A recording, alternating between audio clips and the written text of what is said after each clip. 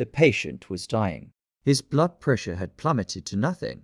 His breathing reduced to a faint, desperate rattle. Every surgeon in the trauma room had exhausted their ideas, their faces etched with frustration and helplessness. Dr. Everett Lang, the hospital's most celebrated surgeon, the one whose name graced every fundraising brochure, stood over the table with trembling hands and wide, disbelieving eyes in the corner. A quiet nurse, whom no one ever seemed to notice, spoke 6 simple words that cut through the chaos. "He's got a tension pneumothorax on the left side." The room fell into a stunned silence. Lang turned sharply. "Get out. If this story has captured your attention, subscribe to the channel, hit like, and leave a comment telling me what city you're watching from. I want to see how far these stories travel. Now, let's dive in."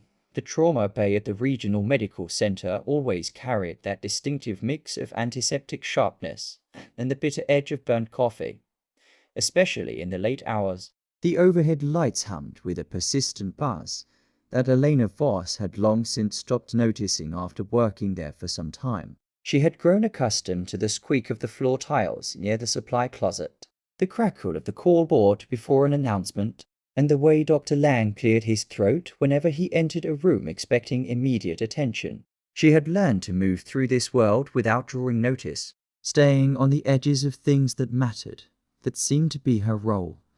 Elena was in her mid-30s, of medium height and lean build, the kind that came from years of irregular meals and constant motion, rather than any deliberate effort.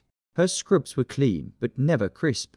Her hair pulled into the same practical knot every shift, not for appearance, but because loose hair was a hazard she'd learned to avoid long ago. She wore no jewelry. She kept a small spiral notebook in her left breast pocket and wrote in it with handwriting so small and tight that her colleagues once joked it must be code. No one asked what she wrote. No one asked her much of anything, unless they needed something fetched from storage. "Heart, Donna Marlowe," the charge nurse said without looking up from her workstation, her posture suggesting she'd long ago decided that certain people weren't worth the effort of eye contact. "Supply room. We're short on saline bags again. 3rd shelf, back wall." Elena was already moving. "I know where they are, and I'll check the 4 tubing while I'm in there." Marlowe made a non-committal sound. Behind her, 2 younger nurses, Priya and Sasha, exchanged a quick glance, the kind that said everything about the department's unspoken hierarchy. Elena didn't see it. She was already through the door. The supply room was narrow and meticulously organized, a system she'd quietly put in place during a slower period, and no one had questioned or thanked her for it. Her hands moved with practiced certainty as she counted supplies and noted what was missing. Through the wall, the usual sounds of the department filtered in: monitors beeping, low voices, the occasional squeak of a gurney wheel. Then the radio at the nurse's station crackled with urgency. Elena stopped. She knew that tone, that frequency. It was the sound of something going wrong, and her body responded before her mind fully caught up, shoulders settling, breathing slowing, focus sharpening. She gathered the saline bags and stepped back out into the bay. The atmosphere had shifted. The usual late-night rhythm had broken into something more frantic. 2 nurses were hurrying toward Trauma Bay 1. Marlowe was on the phone, her voice tight. At the end of the corridor, Dr. Lang emerged from the break room, already snapping instructions to his resident, already performing the role of the man in charge. "What is it?" Elena set the bags on the counter. "A bad MVC," Priya said. "I went through a guardrail on the overpass." "How far out?" "A couple of minutes." Elena nodded and started toward the bay. She was nearly at the door when Marlowe appeared at her side. "Voss, I heard you're going to finish restocking and then relieve Sasha at the desk so she can assist in Bay 1. Elena turned. "There are 3 nurses in there. They're going to need a 4th if it's as bad as it sounds." Marlowe's expression stayed carefully neutral. "Desk." There was a brief pause, just long enough to be felt. Elena went to the desk. She sat, pulled out her notebook, and wrote something in her small, compressed script. Then she looked up through the window into Trauma Bay 1 and waited. The patient arrived in a storm of noise. Paramedics shouting over each other with handoff information. the gurney rattling across the floor. Dr. Lang already calling for labs and imaging before he'd even laid hands on the man. The patient was in his 40s, heavyset, his color grayish with a bluish tinge at the lips that Elena noticed immediately from her vantage point. She watched from the desk, invisible, the way she was good at being. The team worked. Lang talked constantly, his residents interpreting it as confidence.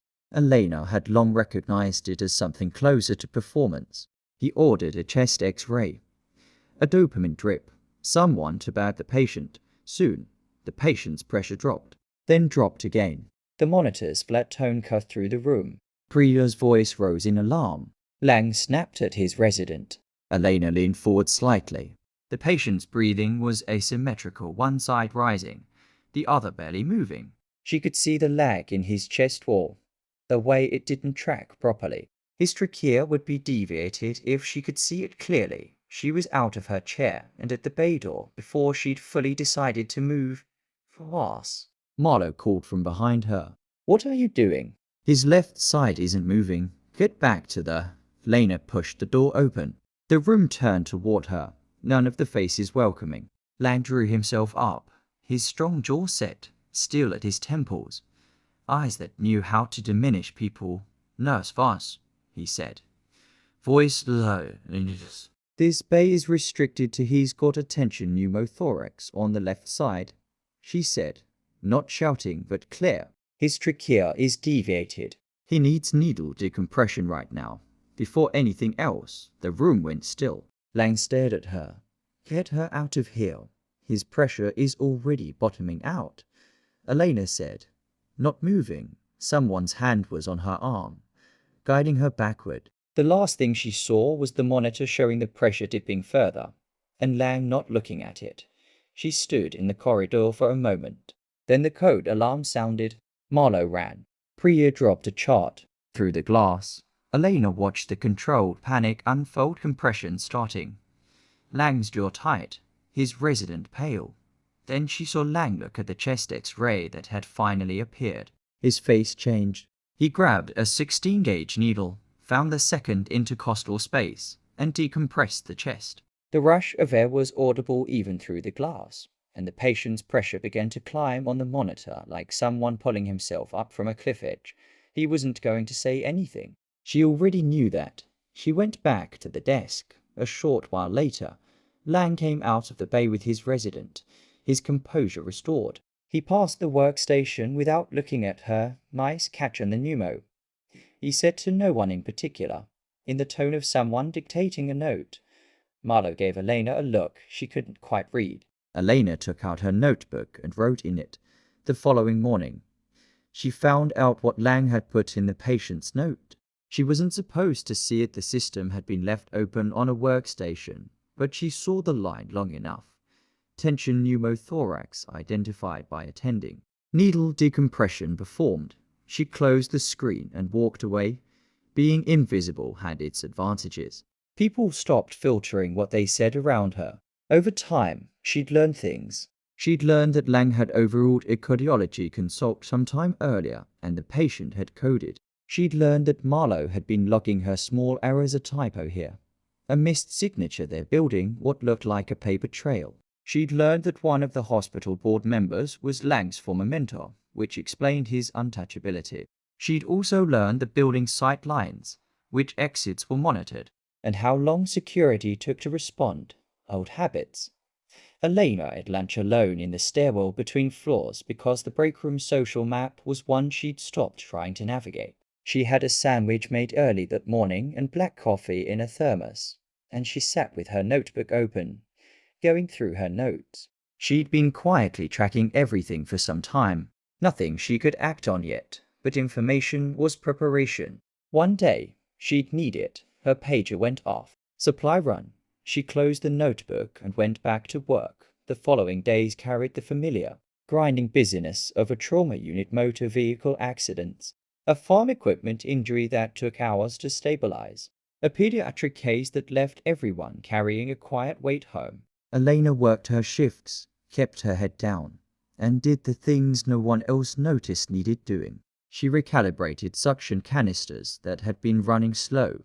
She noticed a resident consistently misreading venous blood gas results under pressure and quietly set him up with the right references without making it obvious. It was the kind of invisible work that kept systems from failing the calibration that no one had a name for. A few days later, Lang called her into the break room after her shift. Marlowe was there, along with a man in administrative clothes holding a pen like a prop HR or risk management. She guessed. "Sit down," Lang said. She sat. "We're conducting a review of the Torrance case," he said. "There are some inconsistencies in the documentation. A question about whether nursing staff intervened in a clinical decision outside their scope. I identified the tension pneumothorax," Elena said. "I communicated my assessment to the attending. You entered a restricted trauma bay after being directed to leave. The patient was about to die." The administrative man spoke then, his voice carefully even. "This isn't a disciplinary meeting. We simply need to understand it's a documentation issue." Lang spoke over him. "The patient's chart reflects the clinical decision made by the attending physician. If there's a narrative circulating that suggests otherwise, we need to make sure the record is accurate." Elena looked at him and said nothing. "We're going to ask that you limit your scope going forward to your designated responsibilities," Lang continued. "Supply management, patient transport assistance, charting support. You're a solid support worker, Elena. I don't want this to become something it doesn't need to become. Support worker." She kept her face even. "Is there anything you'd like to add?" The administrative man asked. She thought about the notebook in her pocket, the note she'd seen on the screen. The dozen things she knew how to do that Lang would never be able to execute under the conditions she'd done them in. "No," she said. She stood, smoothed her scrubs, and walked out. The shift that evening started normally enough. Elena arrived, did her hand up, started her supply inventory. The department was running at partial capacity, a quiet night early. The kind you knew better than to trust. She stocked bays, recalibrated the mobile crash cart, checked in with the overnight resident who had that slightly frantic energy of too much caffeine and too little guidance. Later, Marlowe stopped her in the corridor with a folder. "I need to talk to you about something." She'd been reviewing Elena's shift documentation for the past several weeks. There were concerns inconsistent charting timestamps, deviations from supply protocols. An incident where Elena had administered discharge instructions without the supervising nurse present, Mrs. Avery was about to miss her ride, Elena said.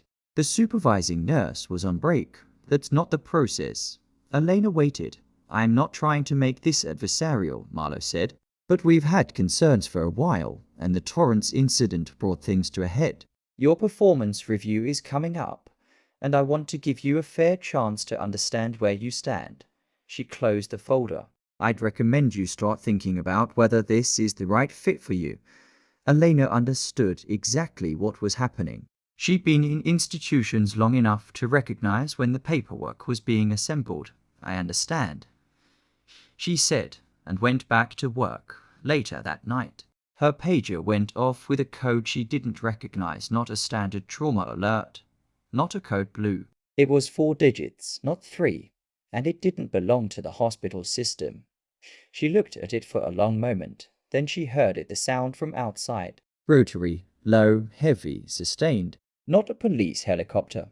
Something larger, military, and it wasn't passing over. It was landing. Elena walked to the window at the end of the corridor. Through the glass, she saw the rooftop medevac pad, and the lights descending weren't civilian. They were red over white, too many of them. A Black Hawk with its cargo bay door already open, armed figures visible inside. She turned. Marlowe was at the end of the corridor, staring at the same window, her folder gone slack in her hand. The overnight resident had come out of a bay, looking up. Even Lang had emerged from a room, arms at his sides, the confident expression temporarily absent. The overhead intercom crackled. "Trauma team to the rooftop medevac bay. Priority 1 activation. Military transport inbound. All available personnel to the east stairwell." Elena was already moving not toward the east stairwell, but toward the supply room. She knew something the rest of the team didn't yet, and her mind was already arranging it into a checklist she hadn't needed in a long time. What military medevac carried, what it didn't. The gap between their kit and the civilian trauma unit's inventory. What she'd need. She was pulling a trauma chest bag from the shelf when Marlowe appeared in the doorway. "Voss?" I said, "all available." "No," Elena said, still moving. "Go upstairs. I'll be right behind you. You're not on the trauma team." "You'll go upstairs, Donna." Something in her voice stopped Marlowe. Not loud, not forceful, just the specific weight of someone who carried an authority that had nothing to do with job titles and everything to do with something older and less negotiable. Marlowe went upstairs. Elena spent a short time in the supply room gathering specific items. Then she followed.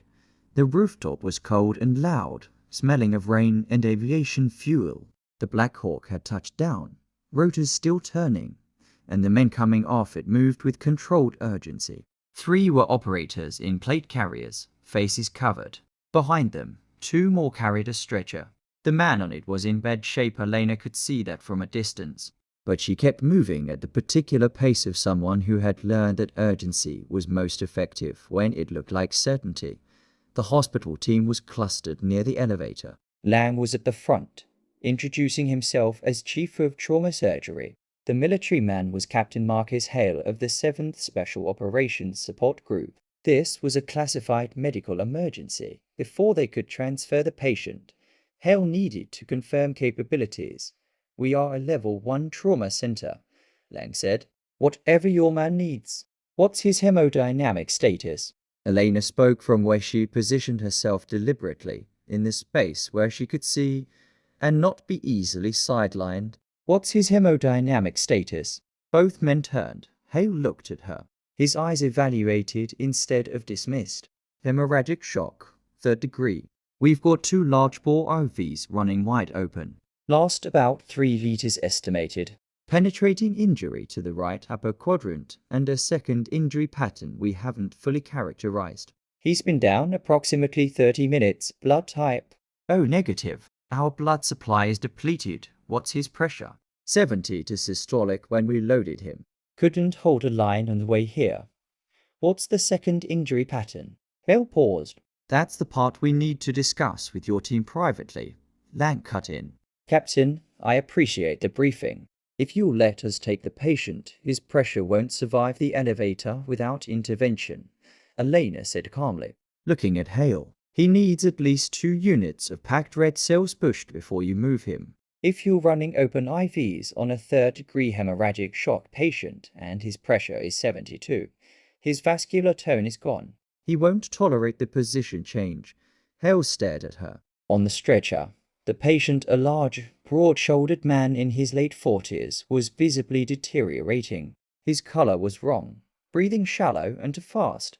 "Who are you?" Hale asked. "Elena Voss," she said. "I'm a nurse."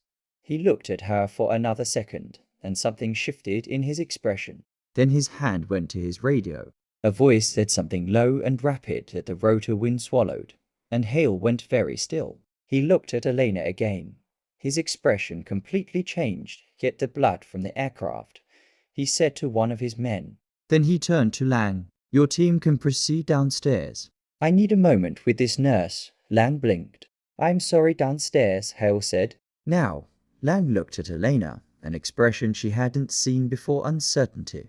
He went downstairs, on the rooftop, with the rotors slowing and the cold air sharp and the city lights spread below. Captain Marcus Hale stepped toward her. "Major Voss," he said quietly. Like a question that already knew its answer, Elena didn't flinch. "I go by Elena now." He held her gaze, then looked at the man on the stretcher. "He's not going to make it without you. And there's something in that wound you need to know about before anyone else goes in." The wind picked up. Traffic moved on the overpass. Somewhere in the building, an elevator hummed. Elena looked at the patient, at the monitors, at the careful way the operators had positioned themselves around him, not just as guards, but as people who understood they were standing next to something that could kill them all. "Tell me about the second injury," she said, and the night cracked open. Hale didn't waste time. Penetrating trauma to the right upper quadrant, they'd already said that. What they hadn't said was that the entry wound had an atypical profile. Too clean for shrapnel, too irregular for a standard round. He pulled out his tablet and angled it toward her. The image was a field scan from portable equipment in a moving aircraft. Their medic had found a density anomaly at the wound base. Something was in there that shouldn't be. Command had been notified. They believed it was a fragment from an experimental ordnance system recovered from a hostile site some hours earlier. Elena looked at the scan. She looked at it for a few seconds longer than she needed to. Pressure sensitive, she said. Possibly. We don't have full specs.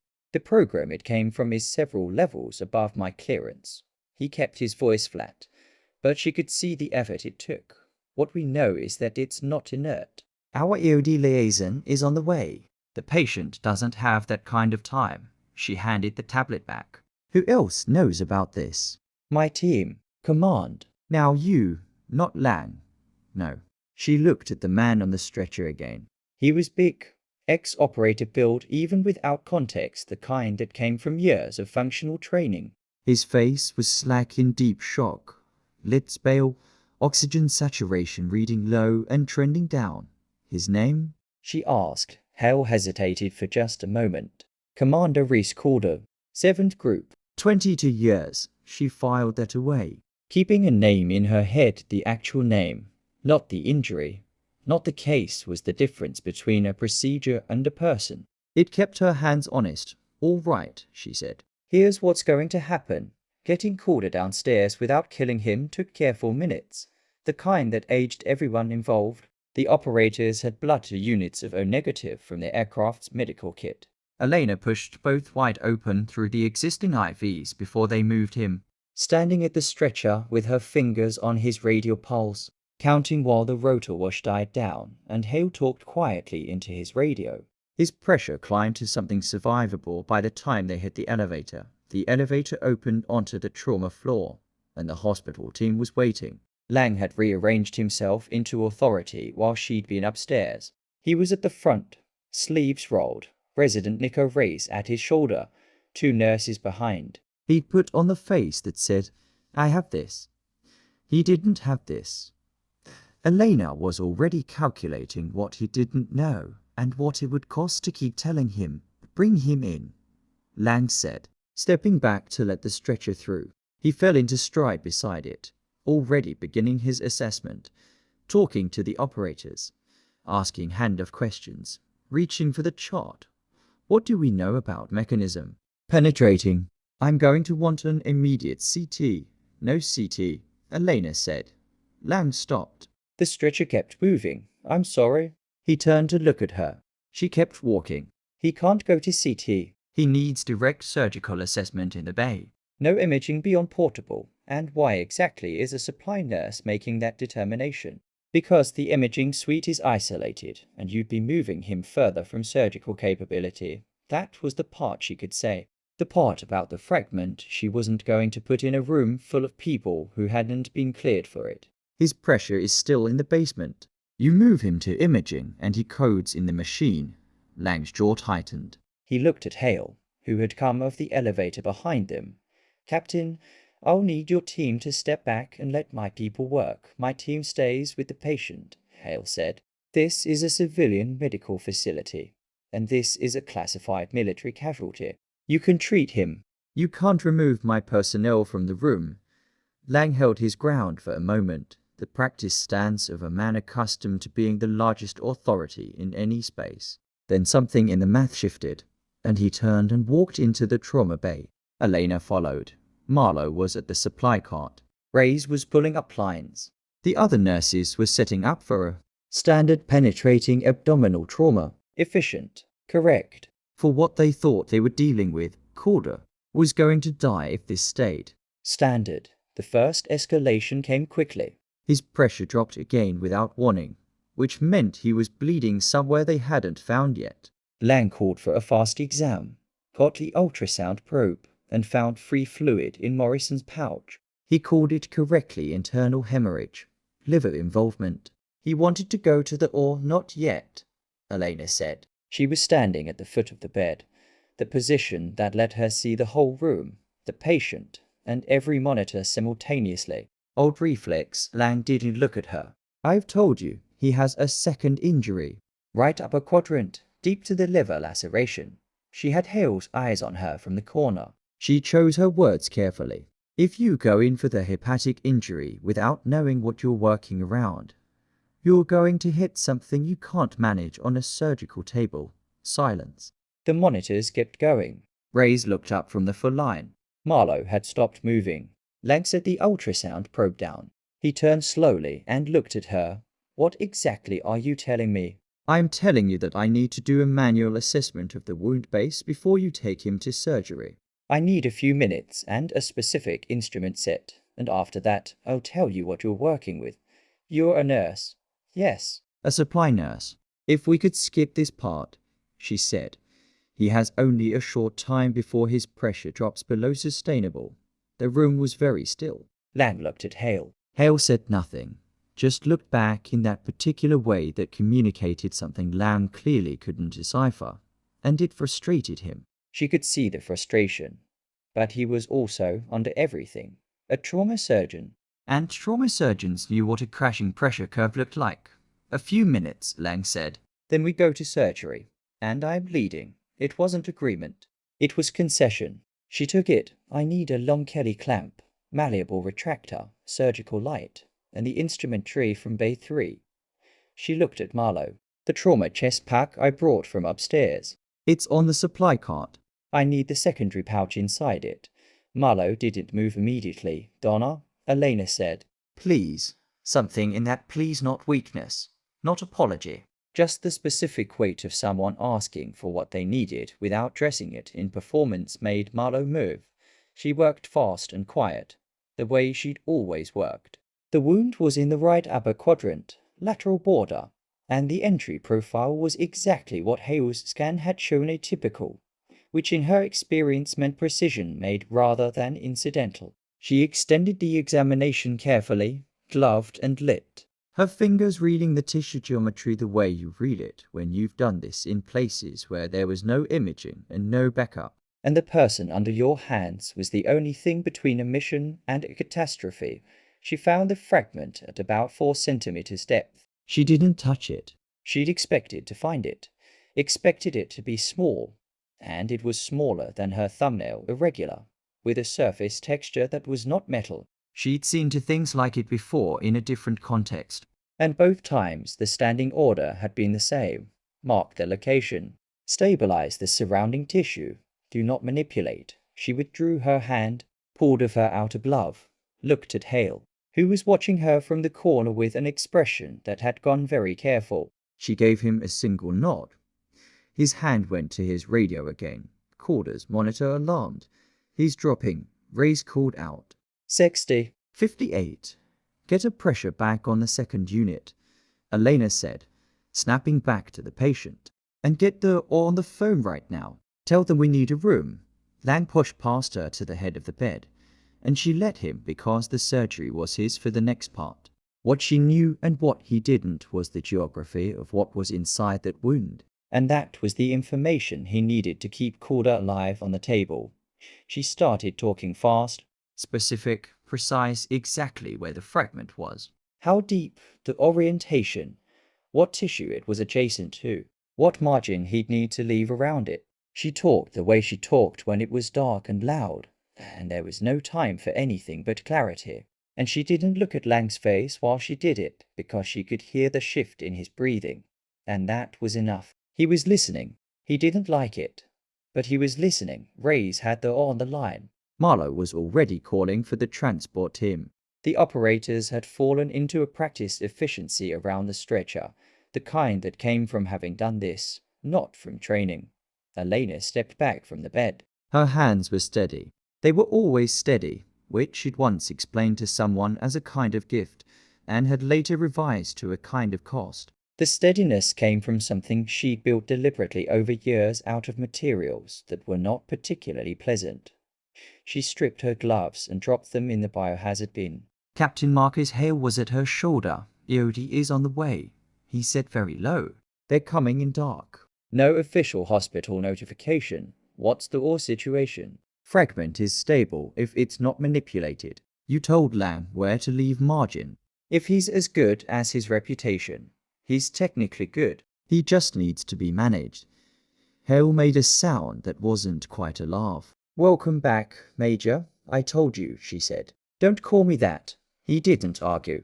He also didn't stop watching her with the look he'd had since the rooftop, the one she'd catalogued and set aside, and was now unavoidably going to have to deal with.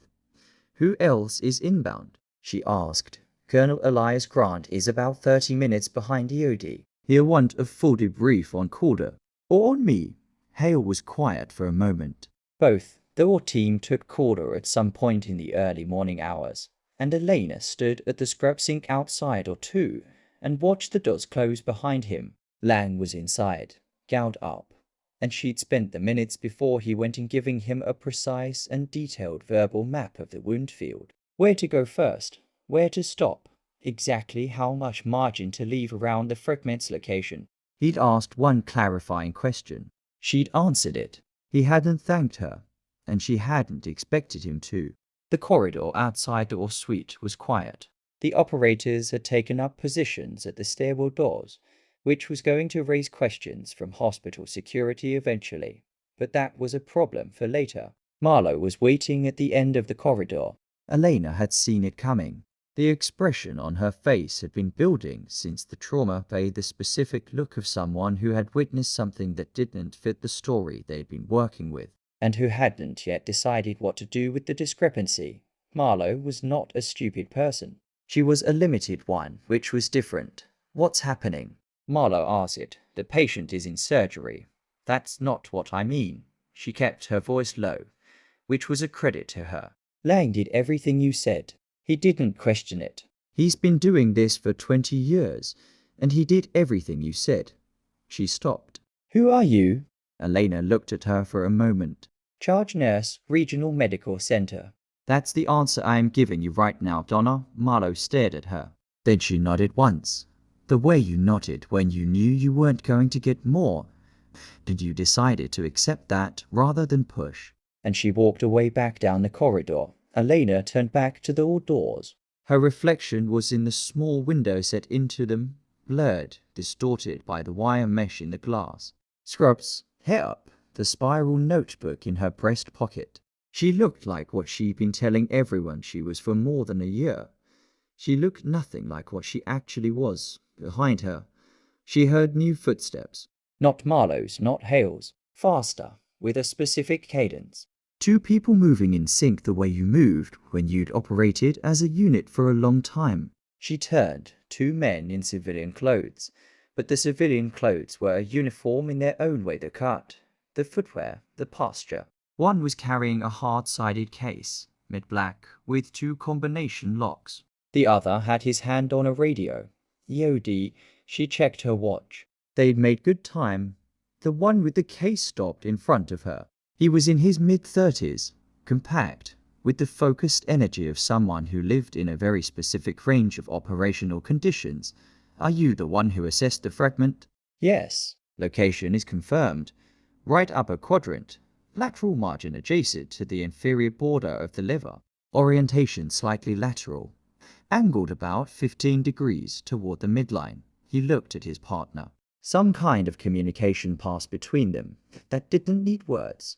We're going to need to be in that hall, he said. The surgeon is in active surgery. I know. We still need to be in there. He looked at her steadily. Is that going to be a problem? She thought about Lang's face when Hale had told him to go downstairs. She thought about his face again in the trauma bay when he'd looked at her and stopped knowing what category to put her in. Let me handle it, she said. She pushed through the doors. Stop. The room did not stop. It was a running surgery, and running surgeries had a momentum that didn't acknowledge interruptions. But heads turned. The scrub tech at the instrument table looked up. One of the circulating nurses started toward her. Lang was at the table, deep in the hepatic injury, and he looked up with eyes that were bright with concentration and annoyance in equal measure. Boss, this is a sterile. EOD needs to be in here, she said. Right now, absolutely not. The fragment I told you about, she said. keeping her voice below the monitor noise.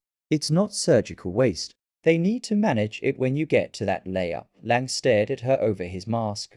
The anesthesiologist, who had been quiet at his station, looked at the circulating nurse. A small, loaded look. What kind of fragment? Lang said. The classified kind. She held his gaze. I know that's not what you want to hear right now. I also know you're some time away from reaching that level of tissue, which gives us time to brief them and set up a secondary protocol. But they have to be in this room when you get there, and they have to be the ones to extract it. The monitors beeped. Calder's pressure was holding barely. If I call security, you can do that, she said. And then when Colonel Grant arrives, you can explain to him why you denied his EOD team access to his operator and a classified ordnance fragment. She paused. Or we can do this the right way. Lang looked at his hands, both of them still in the wound field, precisely positioned, holding the margins she told him to hold. He'd been doing exactly what she said. He'd been doing it for some time already in a surgery that was going exactly right because he'd done exactly what she said. He knew it. She knew it. In a couple of minutes, everyone else in this room was going to know it too. Let them in, he said.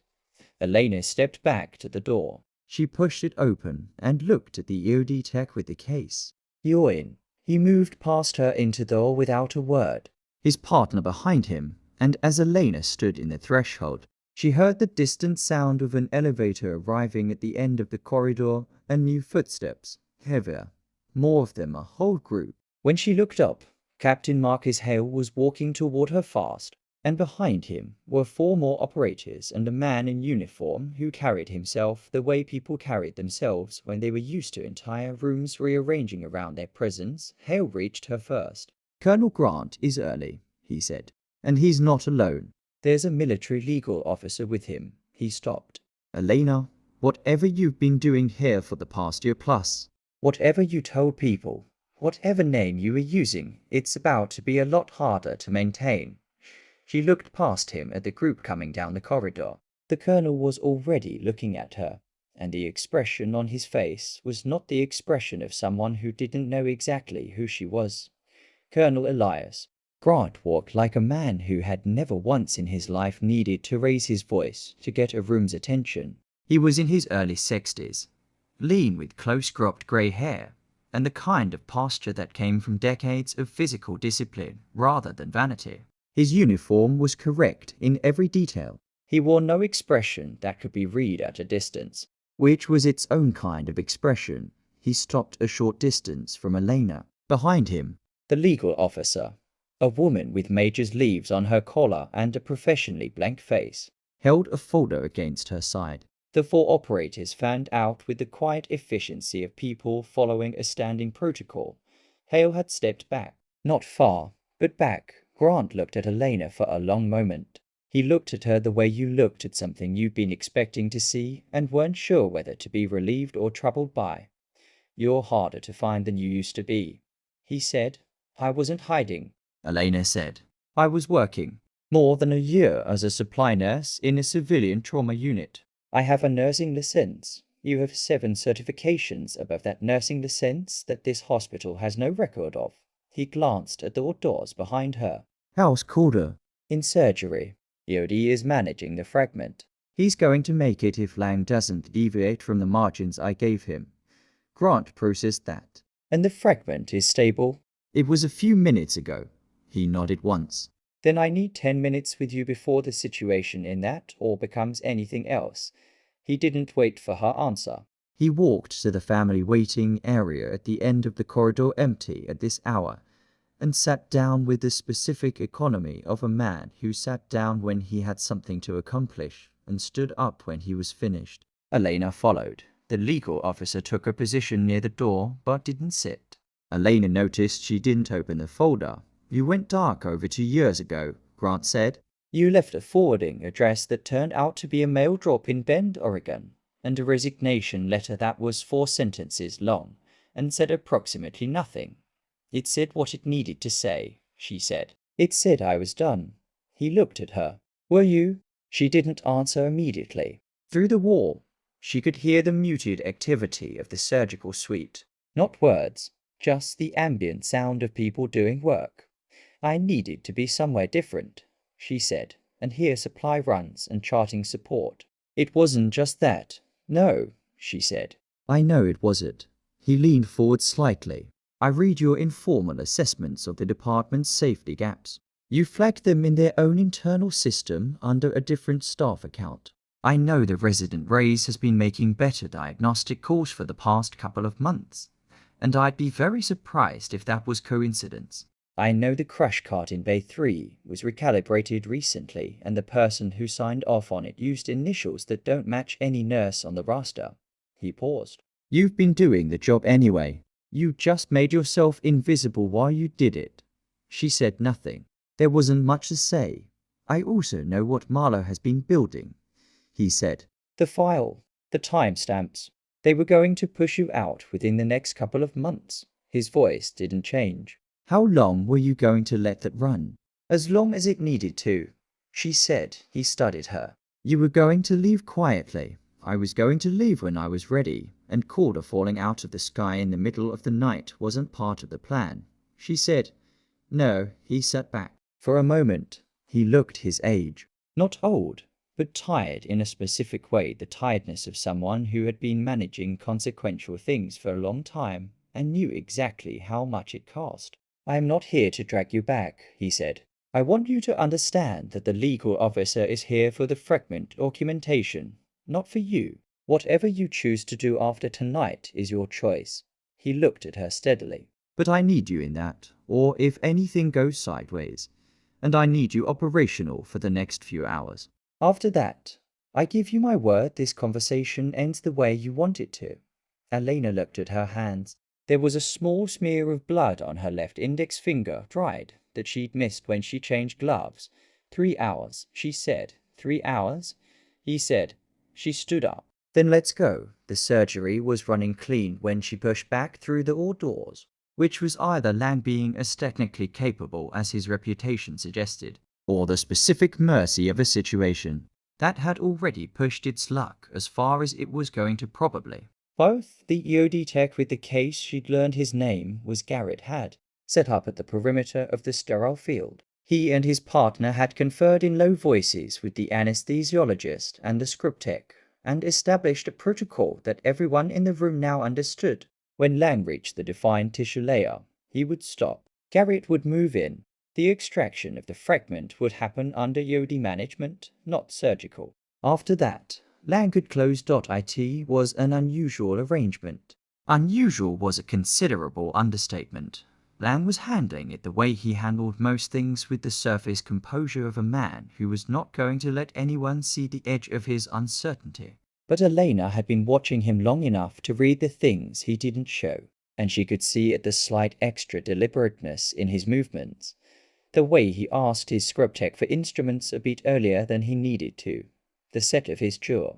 He was working carefully, more carefully than he usually did. That was her doing, and she knew it. And she didn't waste time deciding how she felt about it. She moved to the position on his left side where she could see the wound field without touching the sterile zone. How far? She said quietly. About 20 minutes, Lang said. He didn't look up. Your margins have been accurate. She noted that he'd said, your margins, not the margins. He was a precise person under everything, and precision sometimes had a way of slipping out. The inferior hepatic tissue is going to want to move when you retract, she said. Hold the retractor manual. Don't lock it. I know how to manage liver tissue, boss. I know you do. The anatomy in this case is shifted from the hemorrhage. You'll feel it when you get there. He didn't respond. He didn't need to. She could see the slight adjustment in his grip on the retractor, the small accommodation that meant he'd heard her.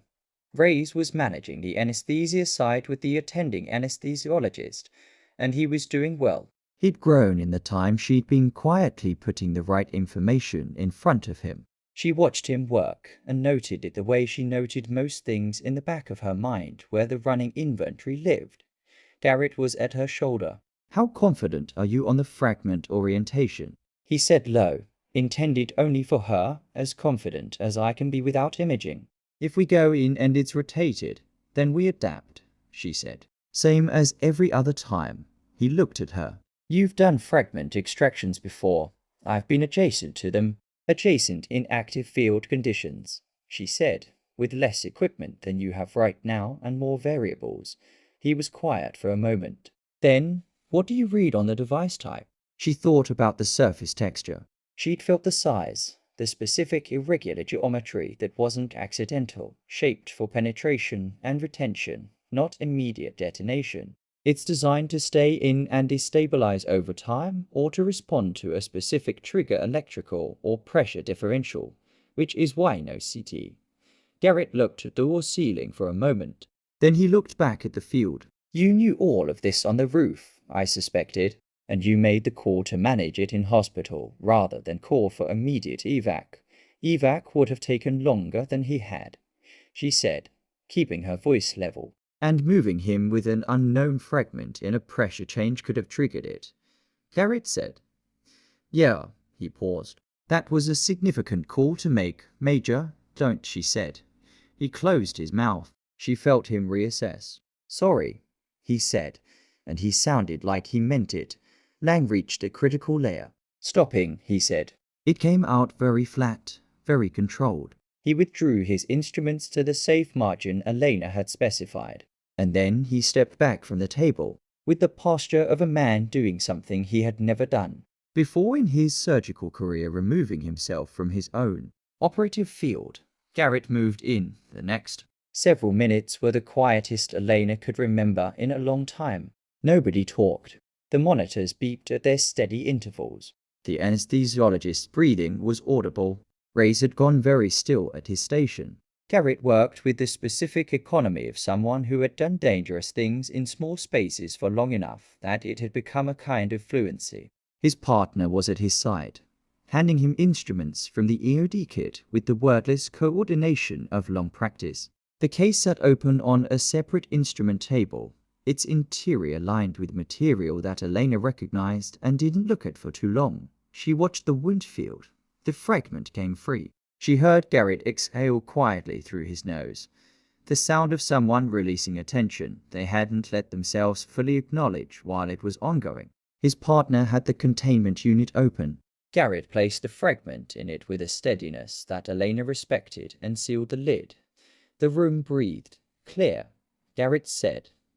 Lang was back at the table in 3 steps, instruments back in hand, and he closed with the precise efficiency of someone who'd been holding it together and was now finally allowed to just be a surgeon again.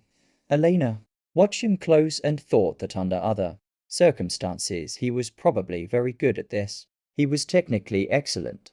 The problem was never his hands. It was the space between his competence and his certainty. The place where he decided his capability was absolute. And what filled that space was a knowledge. It was performance. She wondered if he'd feel any of tonight differently. Probably not immediately. People didn't usually dot a T some point. Lang called it. We're closing. She went to the scrub sink. She stood at the sink and ran the water hot, and washed her hands, and looked at her reflection in the metal of the paper towel dispenser, which gave back a distorted version of her face, stretched and indistinct. The way she'd looked at herself in the door window earlier. She thought about the last 2 years, about the mail drop in Bend, about the first shift at the regional medical center when she'd walked in with her nursing credentials and her compressed handwriting, and her habit of cataloging everything, and she'd thought, here is where you don't have to be what you were. That had lasted more than a year. The door opened. She'd expected Hale. It was Marlowe. Donna Marlowe stood in the doorway of the scrub room with her arms at her sides and an expression that Elena had never seen on her before. Not the managed neutrality, not the administrative patience, not the strategic distance. This was something rarer than any of those. He's out of surgery? Marlowe asked, closing now. And he's going to make it? Yes. Marlowe was quiet. The ventilation hummed, the things you said in the bay, the way Lang listened to you. She stopped. I've never seen him listen to anyone like that. Elena dried her hands. He's a good surgeon when the information is right. He ignored you for more than a year. He did. And so did I. Marlowe's voice was very even, which Elena had a feeling was costing her. I built a file on you. Timestamps and protocol deviations. I was going to push you to resign before your review. I know. You knew. I suspected. Elena said. I knew for some weeks. Marlowe stared at her. And you just stayed. Elena turned to face her. I had a reason to stay, and then I didn't, and I was working up to leaving. She paused. Tonight wasn't part of anyone's plan. Who are you? The question came out the same way it had before, in the corridor, but with a different weight behind it. Not frustrated, not demanding, genuinely uncertain the way you were uncertain when the story you'd been telling yourself about someone cracked entirely open and you had to start from nothing. Elena thought about what Grant had said. 3 hours. Your choice, right now, she said. I'm the person who just helped keep your patient alive. She moved toward the door. That's enough for tonight. Marlowe didn't move out of her way. For a moment, they stood close to each other in the narrow scrub room, and Marlowe looked at her with an expression that was working toward something. Not quite an apology, not quite a question, something in between. The folder, Marlowe said. The documentation file. I'm going to pull it. Elena looked at her. I'm not doing it because I think it makes us even, Marlowe said.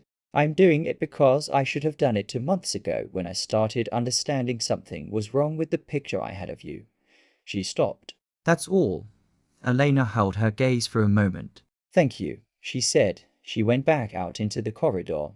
Colonel Grant was at the nursing station. He wasn't alone. The legal officer was beside him, and she now had the folder open, working through something on a tablet that she was reviewing with the focus speed of someone who'd been given a specific task and a specific deadline. Hale stood a few feet away, monitoring his radio in the low-traffic way of someone waiting for a status he expected to be good. Grant looked up when Elena came out. Fragment secured, she said. Garrett confirmed. Good work. He watched her across the corridor. Calder's pressure held through closing. He's going to recovery in a short while. Who's covering post-op monitoring? My medical officer is inbound. He'll interface with your recovery team. He paused. Your former recovery team? She sat down on the bench along the wall. Not because she needed to. She wasn't tired. Not physically. Not yet. But because she'd been on her feet for hours. And there was a particular kind of accumulated tension in her body that needed a moment to settle. The hospital board is going to have questions, she said. They're already having them. My legal officer is preparing a briefing. The classified elements won't be disclosed, obviously. What will be disclosed is that a regional medical center staff member provided critical medical support for a military casualty, and that the operation was successful. He looked at her. Your name will be in that briefing. I know. You don't seem upset about it. I'm not thrilled, she said. But I knew when I went to the roof that this was going to open things up. Grant looked at the floor for a moment. When Hale called in from the aircraft and gave me the situation, he told me the nurse who'd come to the roof knew about pressure differentials and fragment behavior. He looked up. I knew it was you before he finished the sentence.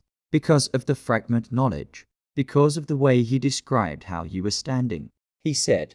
She was calm in a way that meant she'd been here before. That's a specific kind of calm. Elena said nothing. You spent 11 years in the most demanding trauma environments the military runs, Grant said. You trained 3 cohorts of field surgeons. You were the primary medical authority on 6 classified operations, 4 of which are still sealed above my clearance level. And I am a colonel. He kept his voice measured. And you've been restocking supply rooms and getting talked to like your furniture. She looked at the floor. It wasn't nothing. She said after a moment. The Rays kid, he's going to be a good doctor. The crash cart calibration matters. The systems work I did in there. I know, Grant said. I told you. I read it. I'm not explaining myself to you, Elias. I'm explaining it to me. She looked up. I needed somewhere to be that wasn't what I was for a while. It helped. He accepted that. He was, underneath the rank and the posture and the operational remove, someone who understood the things she was describing. Okay, he said from the suite behind them. The doors opened. Lang came out. He was still in his surgical scrubs, mask pulled down, cap in his hand. He looked like someone who had completed a surgery that had required more from him than surgeries usually required in ways he hadn't expected. His eyes found Elena immediately, which was something she noticed and filed. He crossed the corridor and stopped in front of her. He looked at Grant, at the operators at the stairwell door, at the military legal officer with her folder. His gaze moved across all of it and came back to Elena. He's stable, Lang said. Pressure's holding. We got clean margins on the hepatic injury. Recovery looks good. He paused. Your margins were exact. I told you they would be. Another pause. The kind that had texture. Who are you? He said. It was the third time tonight someone had asked her that question. Each time it had come from a different place. Marlowe's confusion, Hale's recognition, and now Lang's something else. It wasn't confusion. It wasn't recognition. It was the slow, uncomfortable process of a man who had spent 20 years being the most capable person in any given room, becoming aware all at once that the woman he'd been treating as a supply runner was something he didn't have a category for. A nurse, she said. Regional Medical Center. Lang looked at Grant. Grant looked at Elena. She gave him the smallest nod. He turned to Lang. Doctor. Lang. I'm Colonel Elias Grant, 7th Special Operations Support Group. The patient you just operated on is Commander Reese Calder, one of the most decorated operators in the unit's history. The successful outcome of tonight's surgery is largely attributable to the medical judgment and technical guidance provided by the woman you've been writing up as a supply management problem. He let that land. Nurse Voss's full service record is classified, but I can tell you that the procedures she executed and directed tonight fall well within her documented capabilities. Capabilities that include 11 years of field trauma surgery in active combat environments, including 3 tours in some of the most austere medical settings the military operates in. Lang was very still. She trained surgeons. Grant continued. She wrote field surgical protocols that are still in active use. She has commendations that I'm not at liberty to name in a civilian corridor. He stopped. She has been working in your department for more than a year, and in that time you have written documentation describing her as a support worker with limited clinical initiative. And your charge nurse has been building a file to push her out. The corridor was silent. Reyes, who had come out of the door behind Lang and stopped at a distance that was clearly close enough to hear, had gone pale. Lang's face had changed in a way that Elena had not expected. She'd expected defensiveness. She'd expected the particular performance of a man who was used to being right, beginning to construct the argument for why he'd still been right somehow. She'd seen it before in people like him. Instead, his face had gone very still in a way that looked like something closer to the opposite of that. That's enough, Elena said. Grant looked at her. Elias, that's enough for right now. He held her eyes for a moment, then he dipped his chin minimally and took a step back. Elena stood up. She looked at Lang. His jaw was tight. He was holding himself with the rigid composure of someone who was managing something they hadn't prepared for, and she could see the effort it was taking, and she did not feel the satisfaction she might have expected to feel. She'd been treated badly by him for more than a year. She'd been systematically dismissed and documented and managed. Toward the door, some part of her had imagined in the occasional idle moment what it would feel like to have this kind of moment. It felt mostly like exhaustion. The surgery went well, she said. That matters. That's the thing that matters right now. Lang looked at her. You should have told me, he said, his voice rough. You should have listened, she said. I tried. In the trauma bay with the pneumothorax, you had me removed. He closed his mouth. I am not doing this tonight, she said. The patient is in recovery, and that's what counts. Go home, Dr. Lang. She turned away. Behind her, she heard him not move for a long moment. Then his footsteps slowly back toward the suite. Later, Grant's medical officer arrived and took over Calder's post of monitoring with the Regional Medical Center recovery nurse assigned to the suite. Garrett's EOD team had cleared the building. The fragment was in secure containment and on its way to a facility she didn't need to know the name of. Hale was coordinating the operator's exit through the ambulance bay, quiet and methodical. Undoing the presence they'd established hours earlier, the trauma floor was almost normal. Almost. Elena was at the nurse's station, writing in her notebook, the small compressed handwriting. She was documenting things not for the hospital chart, but for herself, the way she'd always documented things, the running record of what had happened and what she'd done and what she'd seen. More than a year of notebooks. She didn't know what she did with them. She'd never had to figure that out before. Free stopped at the edge of the station. She looked up. He was in his late 20s, and he had the look of someone who is doing the calculation who she was, what he'd witnessed tonight, what it meant for the time during which she'd been quietly pointing him in the right direction without his knowing. His face was doing a complicated thing. "You helped me," he said. "Without me knowing, you were figuring it out yourself," she said. "I wasn't, though." He stopped. "The blood gas results last month. The septic patient. You put the right reference in the chart folder. I thought it was misfiled. I used it anyway. Did it help?" "The patient did well," he said. She looked back at her notebook. "Then it did its job." He stood there for another moment.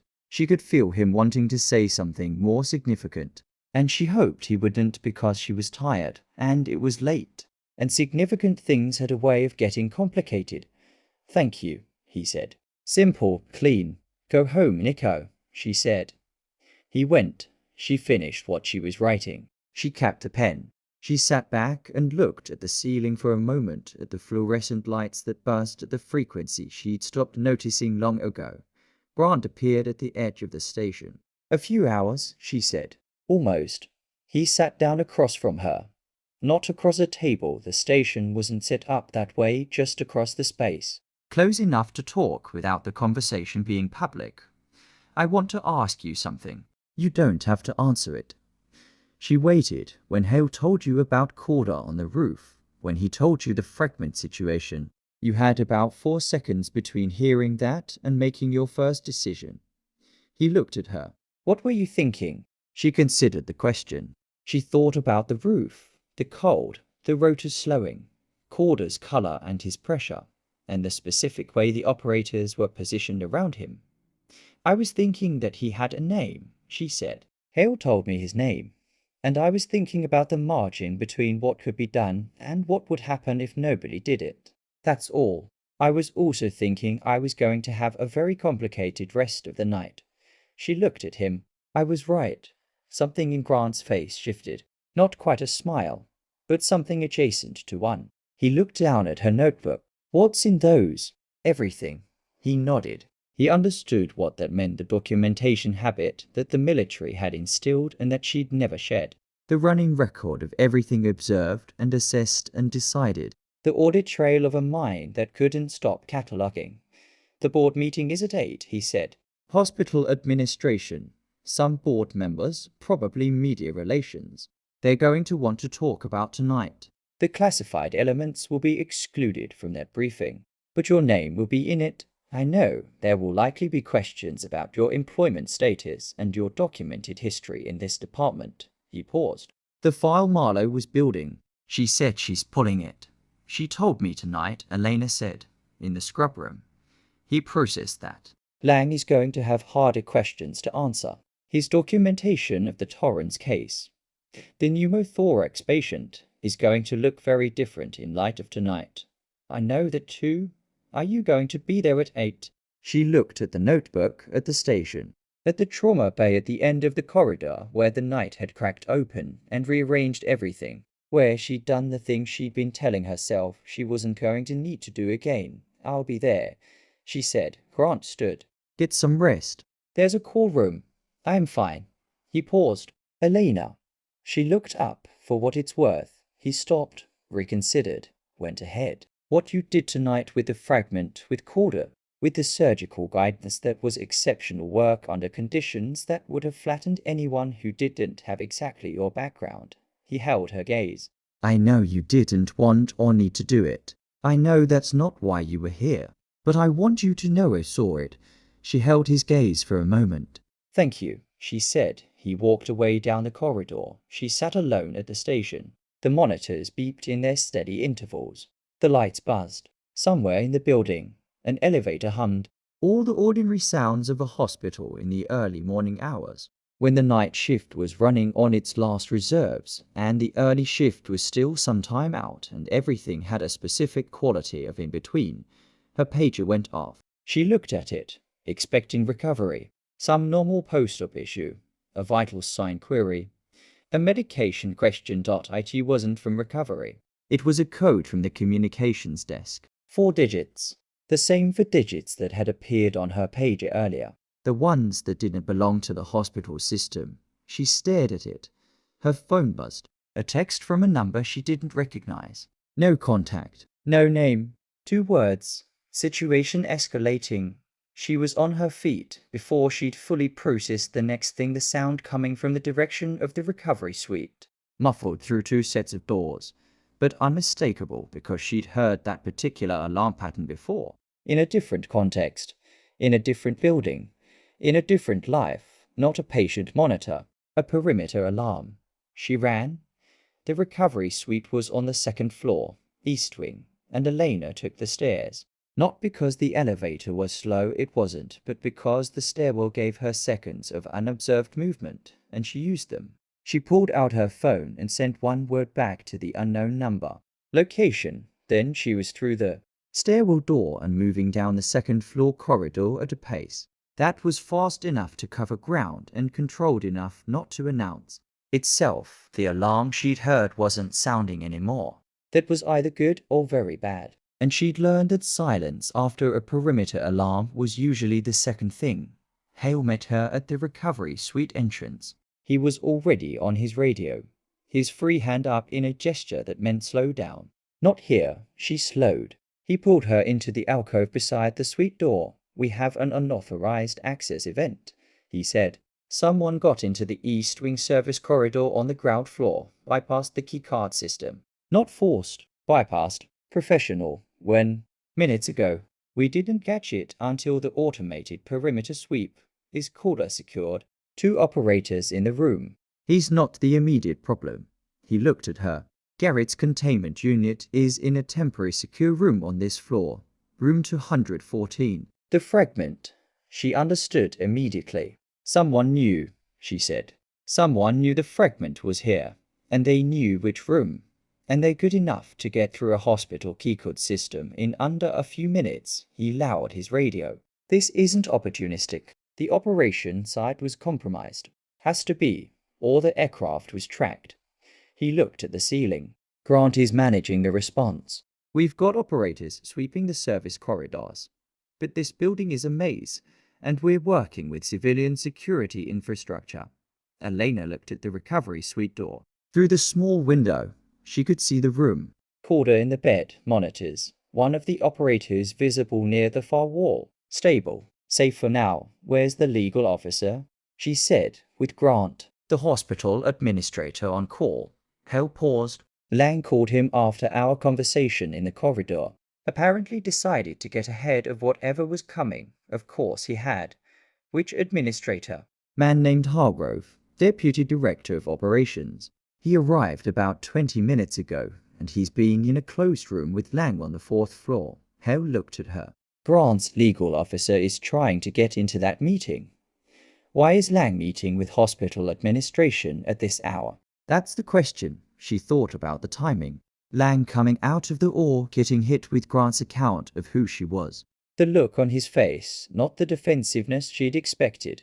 Something more complicated, and then apparently a phone call. A closed meeting. In the time since she told him to go home. He hadn't gone home. He's not trying to get ahead of the story, she said. He's trying to shape it. Hale said nothing, which was agreement. What's in the temporary secure room besides the containment unit? Garrett's equipment kit. His documentation of the extraction. Chain of custody records. If someone accessed that room and the documentation was altered or removed, it would create a gap in the chain, Hale said. And without clean chain of custody on the fragment, the legal case for what it is and where it came from gets complicated. She looked at him. Someone wants the fragment to disappear from the record, or they want the chaos of a compromised record. Either way, they need to be in that room. He checked his watch. We have operators on the floor, but the service corridor connects to the room's utility access. And our sweep team is still a couple of minutes out. Show me the layout, she said. He turned his tablet toward her. A building schematic. She memorized it in the time it took most people to get oriented the old habit. The spatial mapping that lived in a different part of her brain than language. The service corridor ran parallel to the main hallway, accessible through a utility door near the elevators. Room 214 was a short distance from that door. I'm going in, she said. Elena, our sweep team is a couple of minutes out, and the service corridor is a straight line. Whoever is in there is already close to that room. She looked at him. You need someone in position now. You're not armed. I know the building, she said. They don't. He held her gaze for 2 full seconds. Then he reached to his vest and produced a small radio already on frequency. Direct line to me. You do not engage. You observe and report. Understood? I mean it. I heard you, Marcus. She took the radio and moved. The utility door opened with a staff keycard hers, which still worked, which was its own minor piece of information, and she was into the service corridor before the door had fully closed behind her. It was narrow and poorly lit, the kind of infrastructure space that buildings had, and nobody thought about pipes along the ceiling, conduit boxes, the smell of dust and electrical heat. She moved with her back to the left wall and her eyes forward and her breathing quiet. A short distance to room 21 for S utility access. At some point, she stopped. Someone was ahead of her. She couldn't see them yet. The corridor bent slightly, but she could hear the specific absence of sound that a person in a space created when they were trying not to make any. She'd learned to hear that in environments where the difference between hearing it and not hearing it was the difference between going home and not going home.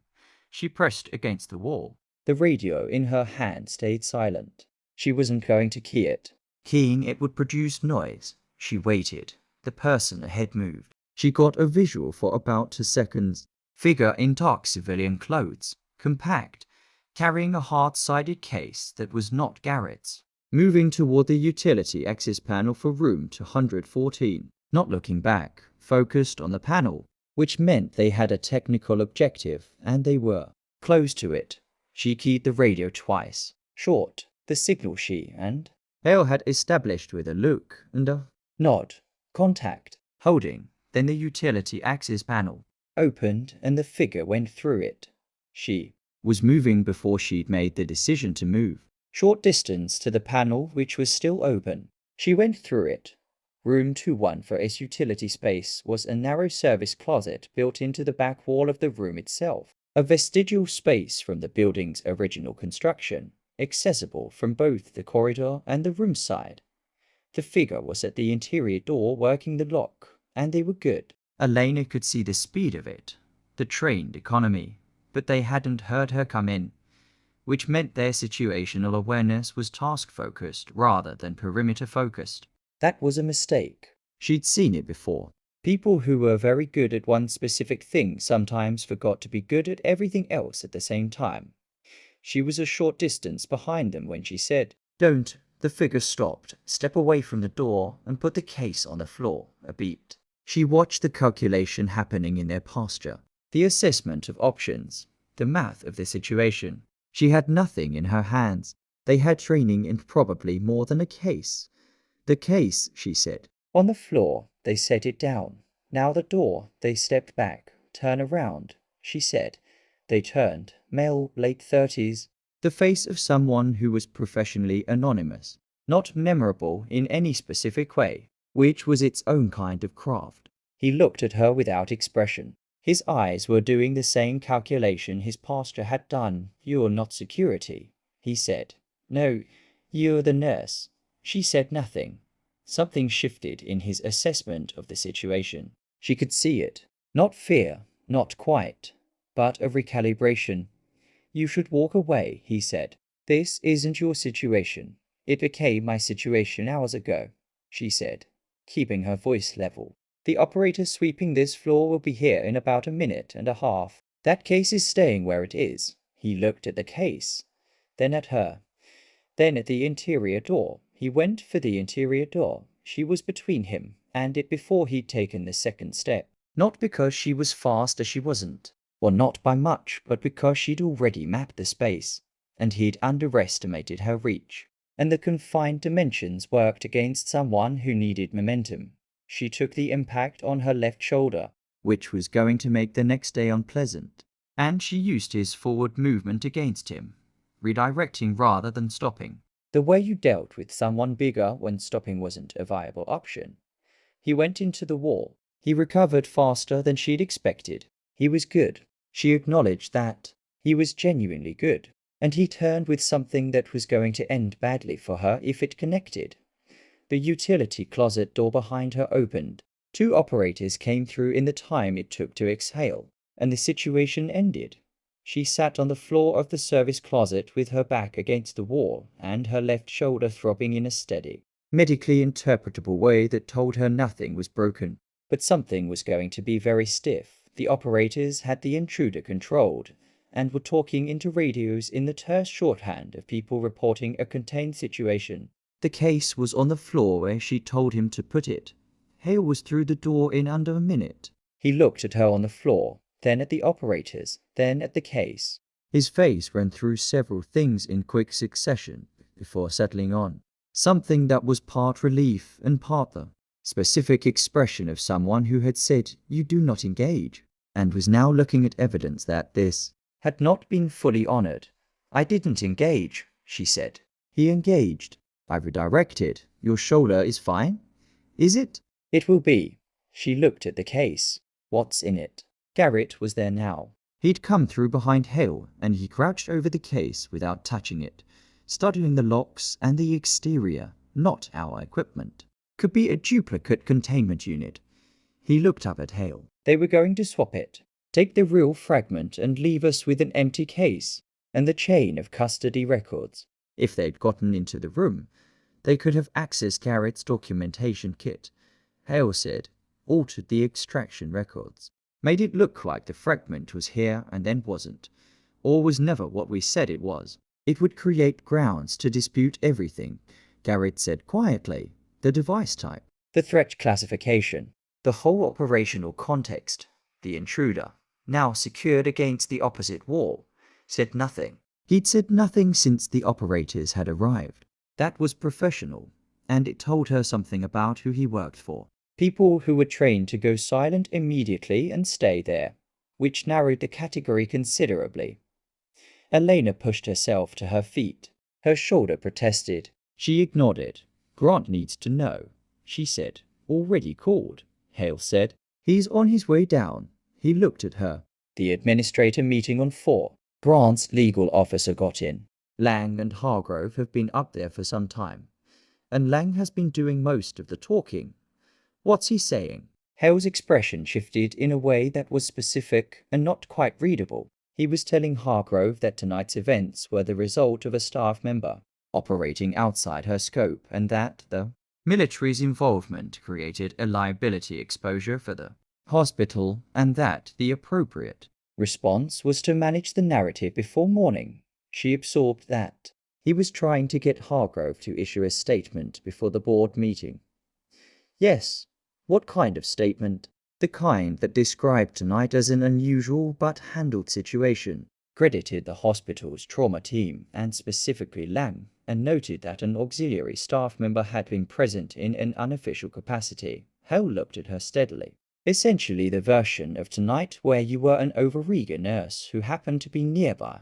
The corridor was very quiet. She looked at the case on the floor, at the intruder against the wall, at the operators and Garrett and Hale in the narrow utility space that smelled like old dust. Did Hargrove agree? He was close to it, Hale said, until Grant's legal officer put the classified service record summary on the table. Hargrove has been very quiet since. She thought about Lang, his face in the corridor. The stillness she'd taken for something approaching reckoning. She'd been wrong about that, or partially wrong. He'd processed what Grant had said, and his first move had been to get to administration before the morning to get control of the shape of the story.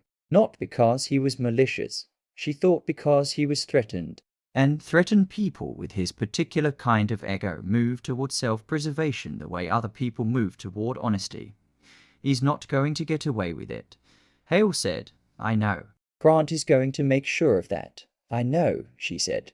I am not worried about Lang. She was looking at the case on the floor, at the man against the wall who'd been sent here to erase the evidence of what had happened tonight, to hollow out the factual record and leave a version of events that served someone else's purpose. He'd gotten in through a bypassed keycode system. He'd known which room, which door, which equipment. The operation site was compromised. She said, You said that. Or the aircraft was tracked. Yes, both of those require advanced intelligence.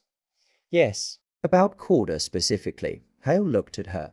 That's where Grant's team is working right now. She looked at the intruder again, at his face. Professionally anonymous. Deliberately unmemorable. At his clothes, his case, the specific way he'd worked a lock. He wasn't trying to destroy the fragment, she said slowly. He was trying to take it. That's what the swap case suggests. Yes. Which means someone wants it intact for analysis to understand what it is and how it was made. She looked at Hale. Grant said the device it came from. The weapons program it's further developed and command thought. Someone external wants the technology, and they've been tracking this operation from before Calder went into the field, which means Calder was compromised going in. Almost certainly, she absorbed that. 22 years, Hale had said. Decorated. The kind of operator who'd been doing this long enough that the system trusted him completely, and the system had sent him into a field that was already being watched. He needs to know, she said. He will when he's conscious and stable enough. How long? 6-7 hours. Hale looked at his watch. It was approaching 5 in the morning. The board meeting is in 3 hours. I need you functional for that. I am functional. Your shoulder markers. He held her gaze. Get it looked at. Eat something. I'll have Hale brief you at 6:30 on the full operational picture, and we'll go into that board meeting with everything we have. He paused. After that, whatever you decide, I'll honor it. But right now, I need you to take care of yourself for 90 minutes. Can you do that? She looked at the stairwell wall, the institutional paint, the number 3 stenciled near the door. There's a call room on this floor, she said. I know. I'll take the shoulder to the ED resident on duty, then the call room. Thank you. She started up the stairs, stopped. Elias, he turned. The message. Who are you working for? Don't respond to it, obviously, but don't block the number either. He looked at her for a moment. Then he nodded once, and she went upstairs. The ED resident was a young doctor in the last hour of a brutal overnight shift and had the particular glassy focus of someone running on borrowed energy. He examined her shoulder with competent hands and confirmed what she already knew: nothing broken. Significant soft tissue impact, going to be stiff and unpleasant for several days. He gave her an ice pack and a look that said he had questions he'd decided not to ask. She thanked him and went to the call room. She lay down on the narrow bed without taking off her shoes and stared at the ceiling for a few minutes. Then she slept, which was a skill she'd developed the same way she'd developed most of her skills by needing it badly enough and often enough in conditions that required it until her body learned to do it on command. She woke a short time later, minutes before Hale knocked. He gave her the full picture in a brief time, sitting in the call room with the door closed and his tablet on his knee. The intruder's equipment had confirmed the contractor link. Command had already moved to secure the broader operation. Calder's mission parameters were being reviewed. The field intelligence that had preceded the operation was being pulled and audited, and 2 people at a level above Grant's visibility had been placed on administrative hold pending a counterintelligence assessment. How high? Elena asked. High enough that I can't tell you in a call room. She didn't push it. She'd been in the world long enough to know that some information only became dangerous when it traveled. The phone messages, Hale said. We've had the number traced. It's a burner purchased in Seattle a few days ago. Whoever sent those knew the fragment operation was going to happen before Calder's aircraft went down. This was interactive. They were positioned, and they wanted to know if I was a variable, she said. You specifically. Someone who knew what a fragment like that was on site. Someone who could manage it in a civilian context without flagging it to the wrong people. She looked at the wall. They wanted to know if there was a threat to their extraction plan that they hadn't accounted for. And now they know there was. Yes. Hale was quiet for a moment. Does that concern you? She thought about it. It means I need to be careful for a while. It doesn't mean anything else. He looked at her the way he'd been looking at her since the roof. That evaluating look, the one that was part professional assessment and part something more personal. The look of someone who'd known her in a different context and was reconciling that with the person in front of him. Now, she'd been letting it exist without addressing it because there hadn't been time. But the board meeting was in an hour, and some things were better settled before you walked into a room full of people who were going to be watching your face. Say it, she said. I didn't say anything. You've been about to say something since the roof. He looked at his tablet, then at her. I want to know if you're okay. Not operationally. I know you're operationally fine. I mean, he stopped. You spend more than a year here letting people talk to you like that. I've known you for years, and I've never. It wasn't degrading, she said. Or it was. But that wasn't why I stayed. Why did you stay? She thought about Ray's getting a blood gas right. The crash cart calibration. The way a supply room ran better when someone organized it with actual intention. The specific unglamorous utility of just being present in a place and doing what needed doing without anyone needing to know your name. I was tired, she said. Not the kind of tired that sleep fixes. The kind that comes from years of everything mattering enormously. Every decision. Every second. I needed somewhere that was smaller for a while. She paused. And then it turned out even the small place had things that needed doing. So I did them. Hale looked at her for a long moment. That's very you. He said, don't make it sentimental. I am not.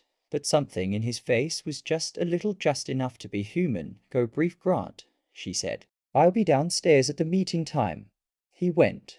She sat alone for a few minutes. Then she took out her notebook and wrote one last entry in the small compressed handwriting. She didn't read it back. She kept the pen and put the notebook in her breast pocket and stood up and went to find out what came next.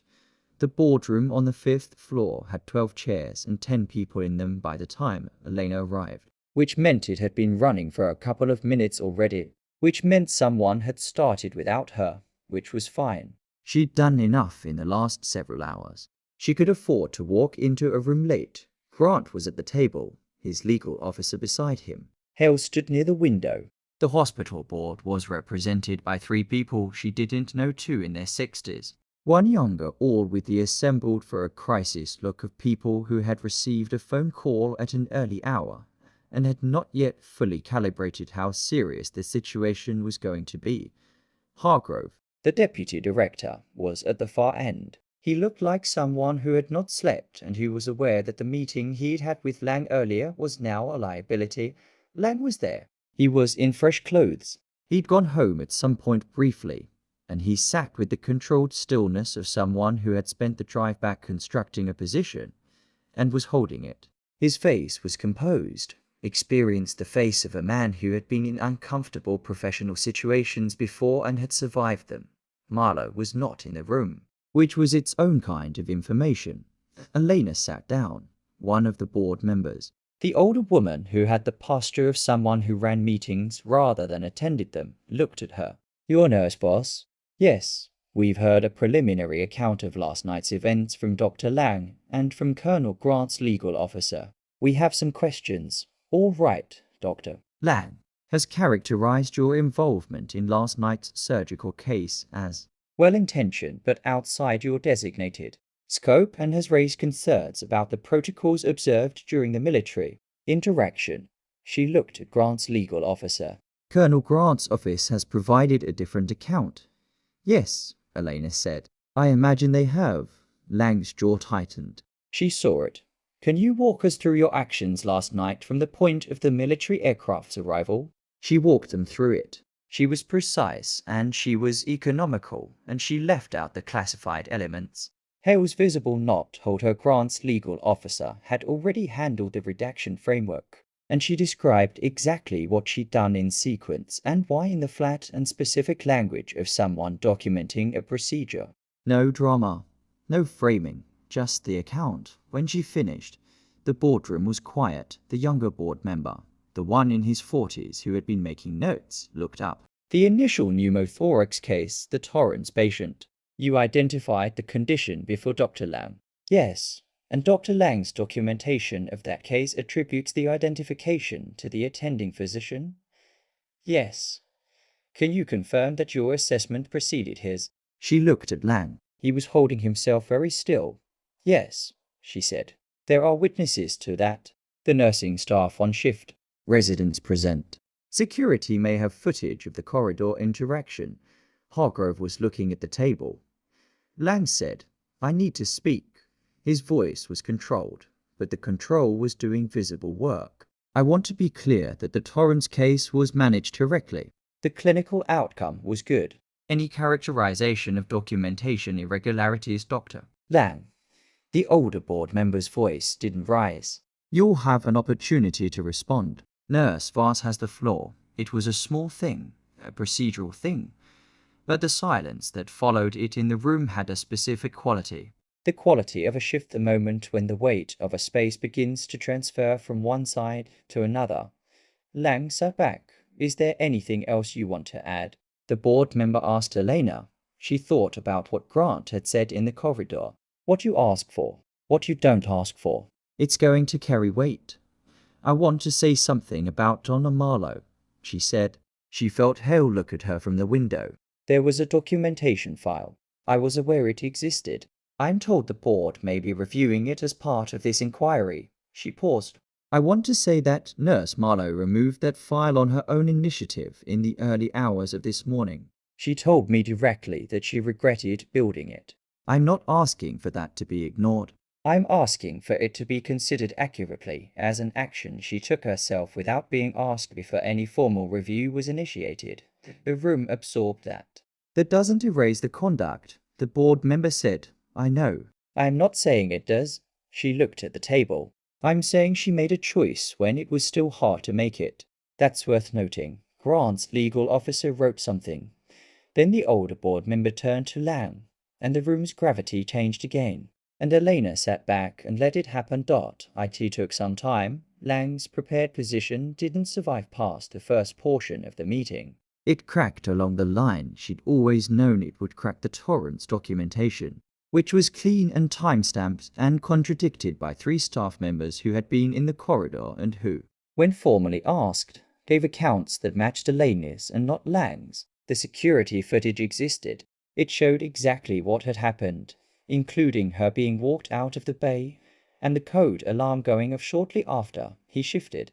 She watched him shift in real time. The way a structure shifted when its load-bearing element failed, not all at once, but progressively, each adjustment revealing the next weakness. He moved from the documentation is accurate to documentation captures clinical judgment, not the sequence of events, to I acknowledge there was a miscommunication, to finally a silence that lasted about 8 seconds, which in a boardroom was an eternity. Then the board member asked about the advisory from Grant's legal officer, the classified summary of Elena's service record, appropriately redacted, which confirmed her capabilities and her qualifications and her 11 years of field surgical support in conditions no one in this room could fully imagine. Hargrove asked to be excused partway through that section. Nobody stopped him, but everyone noted it. By the time the meeting concluded, the board had enough. The older board member thanked the military officers and closed the meeting. And as people stood and chairs pushed back, there was a specific quality to the movement, the way you moved when something had been decided, even if the formal language of it would take longer. Lang walked out without looking at Elena. He was a good surgeon. She'd meant it when she said it, and she meant it now. But good hands weren't the same as good character, and he'd spent 20 years confusing the two. And the consequence of that confusion was always eventually this: the moment when the gap became visible to everyone at once. She didn't feel triumphant. She felt something quieter and harder to name, like the end of weather. Grant found her in the corridor afterward. The board will issue a formal review of the Torrance documentation, he said. Lang has been removed from his chief of trauma position pending that review. He'll keep his clinical privileges while the investigation runs, but he won't let the department. How long does the review take? 3 to 6 months. Based on what they have, I'd expect a permanent change in his role. She nodded. Marlowe is on administrative leave while HR reviews the file situation. Grant's legal officer has indicated that the circumstances, including her voluntary action this morning, will be part of the assessment. He paused. That's not a guarantee, but it's not nothing. What about Ray's? Grant looked briefly surprised. The resident? Yes. He's not under review. He performed well last night. I know. I'm asking what happens to him when the department leadership changes. Grant considered it. The interim chief will be appointed by the board. The department will run differently than it has been. He looked at her. I can make sure his trajectory is noted. Do that, she said. He held her gaze for a moment. You're still running the department in your head. Old habit. You know what I'm going to ask you next. She looked down the corridor. Through the window at the end, she could see the city skyline doing what it always did, grey and wet and specific. The particular visual texture of a city she'd chosen for its anonymity and had then, against her plans, begun to know the unit needs a field medical coordinator, Grant said. Not a field position. That's not what I'm offering, and I know it's not what you want. A training and advisory role. You'd be stateside primarily. You'd be developing the next generation of field surgeons the way you developed the last one. Your protocols, your methods. On your terms. She was quiet. You've been doing that work anyway, he said. For free in a hospital supply room. You may as well do it with the resources to do it right. It's not a supply room anymore, she said. It hasn't been for a while. I know. He was quiet for a moment. I'm not asking you to be what you were. I'm asking you to be what you are, which is apparently someone who can't stop making the thing around her better. He paused. There are a lot of Rices out there. A lot of residents making wrong calls under pressure because nobody taught them the right way. She thought about that. About the blood gas reference she'd slipped into a chart folder. About the crash cart calibration. About the long, slow, invisible work of making a system incrementally less broken. She'd been doing it here. She could do it at scale. I want the terms in writing, she said. Obviously. And I want input on the curriculum. That's the job. And I want some time before I answer officially. Grant nodded. You've got 10 days. I'll have the document to you by end of week. She looked at the skyline again. Calder, she said. When he's conscious, tell him. Tell him I want to report on his recovery timeline. He doesn't know me, so make sure he understands it's a medical question, not a courtesy. He'll know who to thank. That's not why I'm asking, she said. I want to know he's actually doing the work. Patients lie about their recovery. Operators lie more than most. Grant made a sound that was very nearly a laugh. I'll tell him. He extended his hand. She shook it. She went back to the trauma floor. Not because she had to. Her shift didn't start for hours. And given the circumstances, she doubted anyone was going to ask her to restock supplies. She went because there was something she needed to do, and she wanted to do it before the day got any further along. The floor was running on the morning rhythm. Day shift arriving. Night shift handing off. The particular energy of a department switching gears. 2 nurses she didn't know well gave her looks as she passed.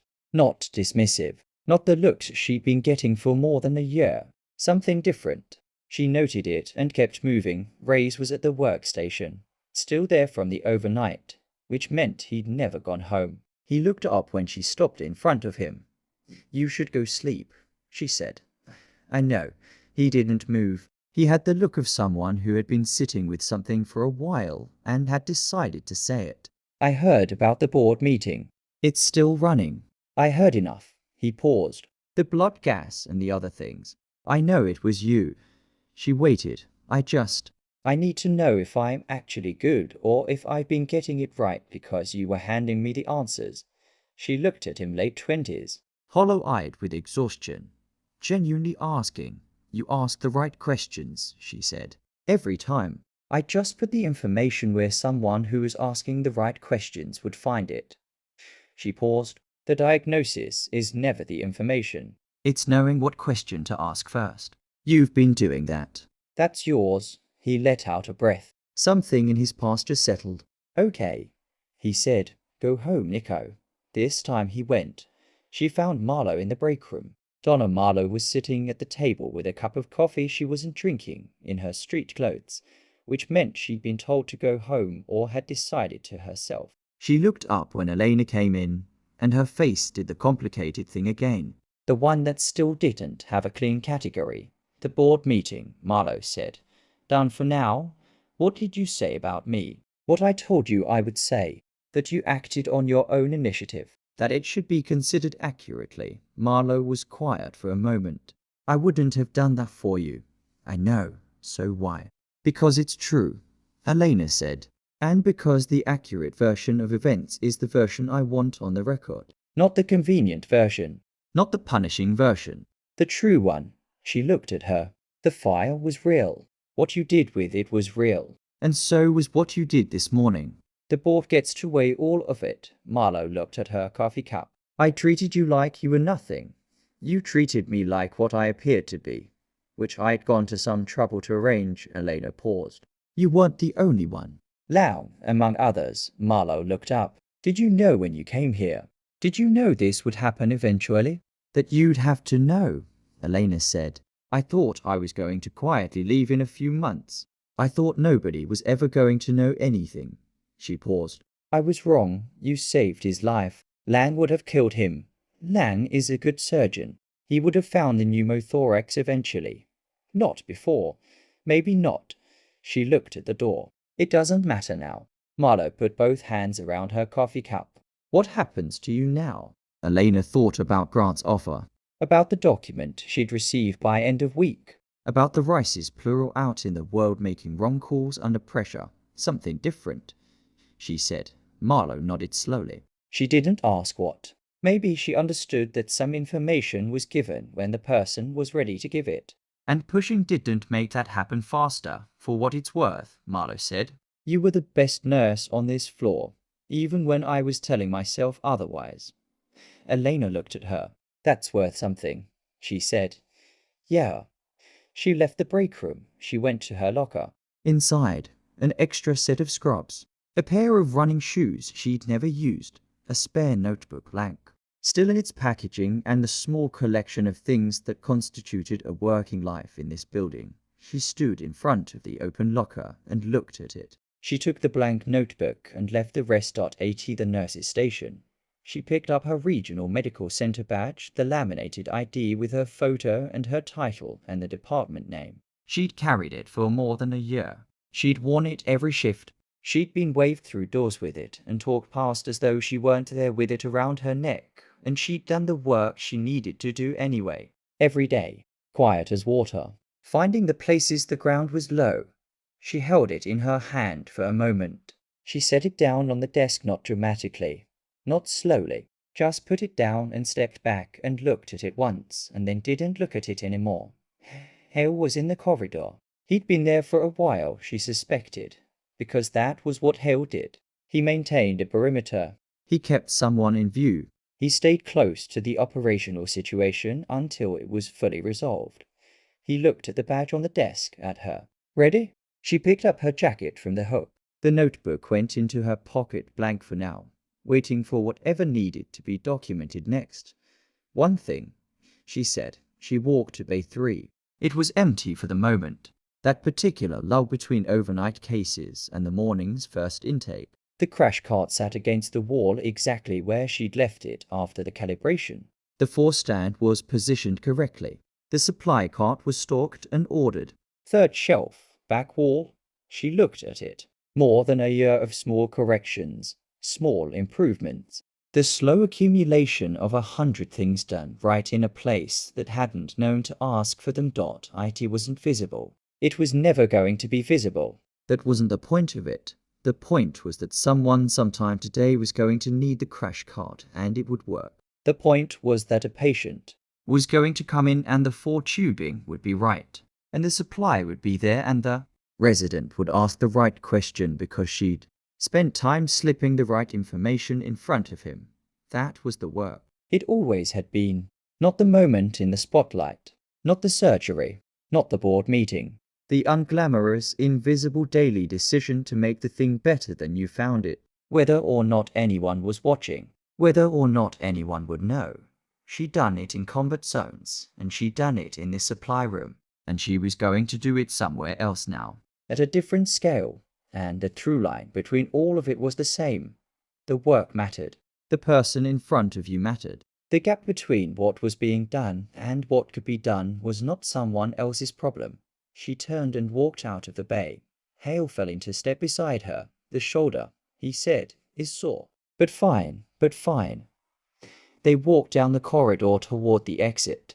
The morning shift was in full motion around them. Nurses crossing. A gurney being moved. The call board showing 2 incoming cases. The ordinary metabolism of a place that kept running regardless of what happened in its 4th-floor boardroom. Regardless of who had been humiliated or vindicated or quietly. Invisibly useful, she pushed through the stairwell door. Through the lobby, through the glass doors. She could see Grant and 2 of his operators at the military transport vehicle. The city morning was grey and damp in the specific way of that place, the kind of grey that wasn't bleak, just honest about what it was. Somewhere in the building behind her, Reese Calder was sleeping off the surgery that had saved his life. Somewhere on the 4th floor, the formal consequences of a 20-year pattern of arrogance were beginning to be written down. She pushed out into the morning air. It was cold. Her shoulder ached. She was tired in the specific, clean way of someone who had spent everything they had on something that mattered. And she hadn't slept enough. And there was a conversation with a counterintelligence officer in her near future that she wasn't looking forward to. And the offer on the table from Grant was going to take genuine thought before she answered it. None of that was resolution. None of it was tidy, but Calder was alive, and the fragment was contained. And the truth about who she was had been spoken plainly in a room full of people who needed to hear it. And the man who had put his name on her work was going to have to answer for that in writing. And somewhere in the building, a young resident was driving home to sleep, and he was going to wake up tomorrow and go back to work and ask the right questions. And he was going to keep doing that because someone had believed, without telling him, that he was worth the investment. That was enough, as he had always been enough. Grant looked up as she came across the parking area. He read her face the way he'd been reading her face for years, the particular competence of someone who knew you not from what you said, but from how you moved when you weren't thinking about it. Good, he said. She stopped in front of him. She thought about every shift she'd clocked into this building, every supply run, every correction made in the margins where no one was looking. Every time someone had talked past her or through her or around her as though she were a fixture rather than a person. And she'd let it happen because she'd needed to be somewhere small for a while. And because even in the small place, the work had found her, and she'd done it. You didn't need recognition to know your own value. That was the thing people got backwards. They thought the recognition was what made the value real. But the value was there before anyone saw it. It was there in every calibrated crash cart and every correct diagnosis and every late-night surgery where the right hands knew where to stop. Whether or not anyone said so, the saying so mattered. She wasn't going to pretend it didn't. The board meeting mattered. The truth being said out loud mattered. The specific satisfaction of having the record reflect reality mattered. Those things were real, but they weren't the source. The source was the work. The work had been its own argument all along. She'd just been the only one listening. Yeah, she said to Grant. Good. She got in the vehicle. The door closed. The city moved past the window, the overpass, the hospital receding in the side mirror, the wet streets doing their ordinary morning. Somewhere behind her, a building full of people was waking up to a different version of a story they thought they'd known.